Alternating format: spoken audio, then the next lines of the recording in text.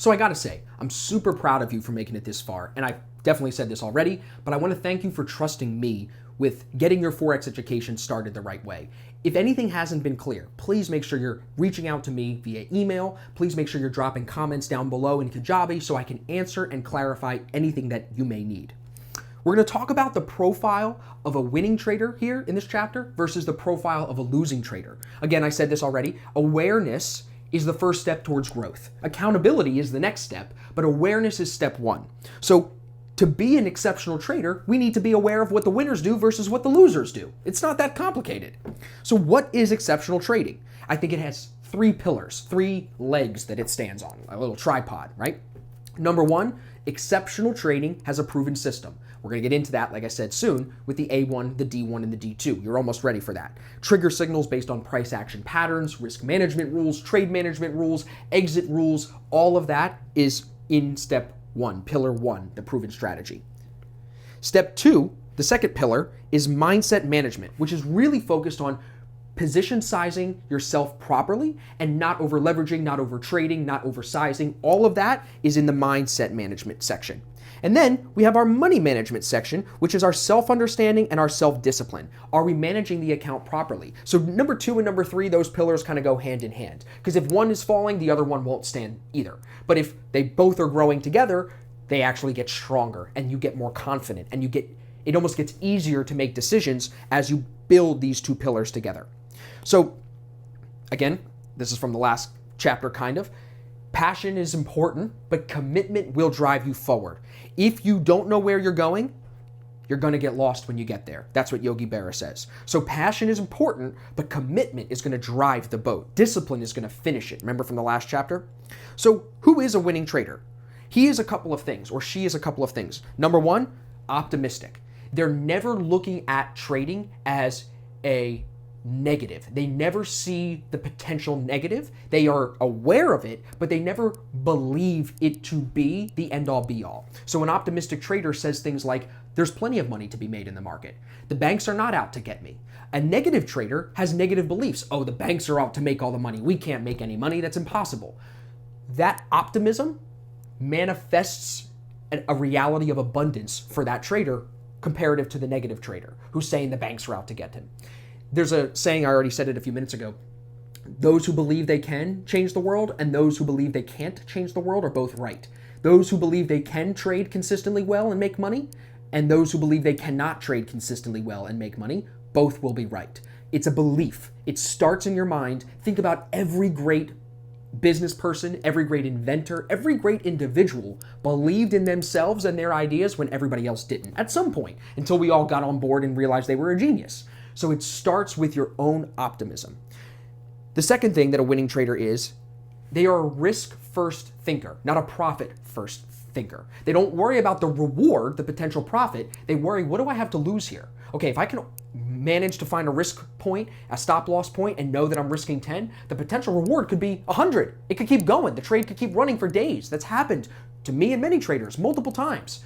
But we're always thinking risk first before we worry about reward. Where is the risk? What am I willing to lose? What's the size that I need to put on this trade in order to make sure that I don't lose more than I'm supposed to? And in the same way, that translates into the everyday life. Ask Riley, ask anybody that's around me all the time. I'm always assessing risk and trying to mitigate that risk in any way possible. So the risk-first thinking. Number three, the discipline and the passion that winning traders have is contagious, and it's something that you can see radiating off of them.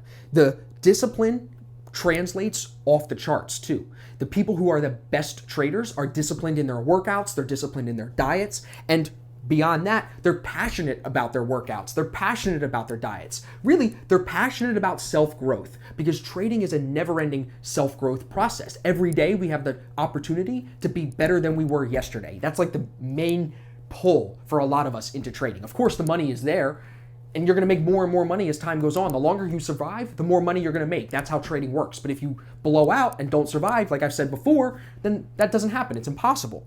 So the discipline and the passion translate from on the chart to off the chart, from off the chart to on the chart.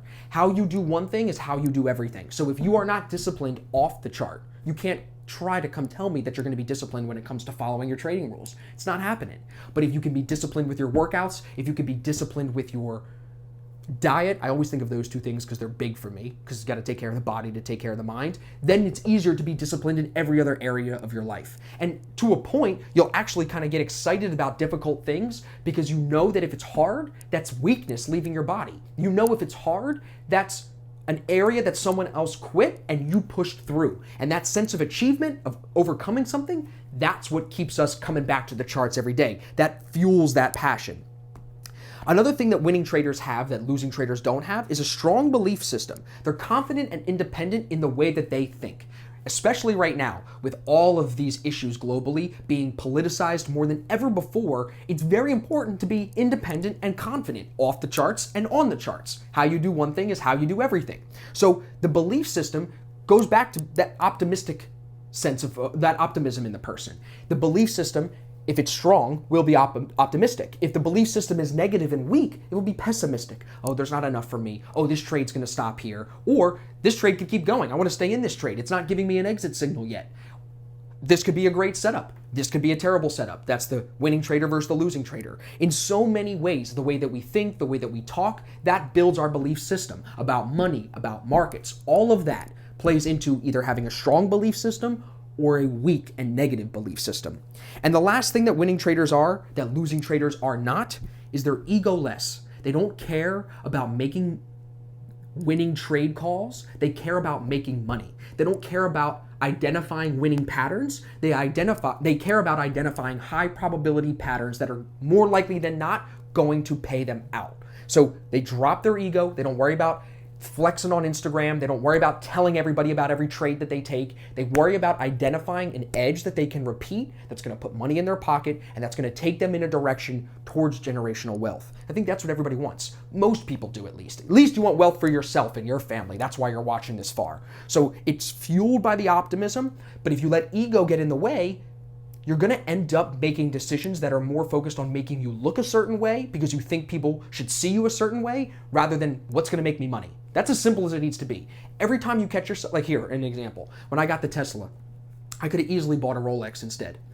The Rolex doesn't create experience for me every time I drive it or put it on. The Rolex just makes me look a certain way in front of a bunch of people. So ego-less, I'm like, I want the experience for me and Riley and all of our friends in the car. It's way more fun than me buying a watch. Simple example, but that's where you can let the ego-less attitude show off the charts. And then on the charts, the ego-less attitude says, I don't need to be in this trade, win or lose, I don't need that. It's not a high probability trade. And that ego-less attitude would say, I don't care if this is gonna be a win or a loss. It's a great setup, I should be in it. That's ego-less. I don't have an attachment to the right or wrong, I have an attachment to the process. Attach your ego to your process, that's it. I love this tweet. Discipline in trading is doing what needs to be done to make money. It's not about clicking buttons. It's not about just waking up early, clicking buttons because you think you can read a trend. It's about doing what it takes to make money and not caring about being right. So who is a losing trader? Well, of course, they have no passion for trading. If you do not have passion, you will burn out. And that's okay. Trading is not for everybody. Just like being a doctor is not for everybody, or being a physician is not for everybody. So a losing trader has no passion. They also allow ego to show. They make it known. You hear them say things and tweet things and talk in group chats saying, gold has to go here. Euro USD has to go here. I know I'm right. I know it'll do this. That's all ego. It just won't last when you're trying to build a really long-term, have a business that has longevity. The other thing here is that they have limiting beliefs about everything, right? Again, how you do one thing is how you do everything. How you think about everything is how you'll do, or how you think about one thing is how you'll do everything. They believe the market's out to get them. There's not enough money to be made. The banks are going to make all the money. I can only make so much money. I'm never going to make $1 million trading. They say things like that. Okay, again, if you believe that, that's what you'll get. I like to believe that I'm going to make multiple millions of dollars. That's probably what you believe through trading. That belief will drive me to that goal and make it happen. Your mind is so powerful. Don't forget that. Last thing here, they do not search for self-growth. Like I said, trading is the ultimate journey for consistent self-growth. Every day we have the opportunity to be better than we were yesterday. There are not many jobs that you can say that. Most jobs you just show up, clock in, whatever. This job forces you to look at yourself and say, what can I do to be better tomorrow versus how I was today versus how I was last week? If you don't like self-growth, if you don't like pushing yourself off the charts, you're not gonna like trading. You're not gonna be able to make money trading. You gotta like pushing yourself, making yourself work physically, mentally, emotionally, pushing yourself to do the things that make us grow, or trading is gonna frustrate you and you're not gonna make money. And lastly, they act on emotions, allowing them to control the decisions. They lack awareness from the beginning here. They have no awareness of when emotions come in to drive the decisions that they're making. How do you build awareness? Through mindfulness. How do you do that? Meditation, even yoga, even just learning how you think, studying psychology can help you become a better trader. If you understand how you think, that awareness can actually help you rewire the neurons to think differently in the future. It's always awareness. So without awareness, losing traders will act on emotion more than anything else, and that will drive their trading decisions. And lastly here, please save this one. For many traders, it's more important to be right than it is to make money. These traders will hold on to a loss until the pain of losing is greater than the pain of being wrong. And sometimes that takes blown accounts. This is a Mark Douglas quote from Trading in the Zone. Again, please print that out, write it down. Do not be the ego-full trader, if that's a word, ego-full, the full of ego trader who has to be right. Follow a process, a winning process that you're gonna learn here in a second. Follow that winning process. That's where the money is made, not in trying to make the money.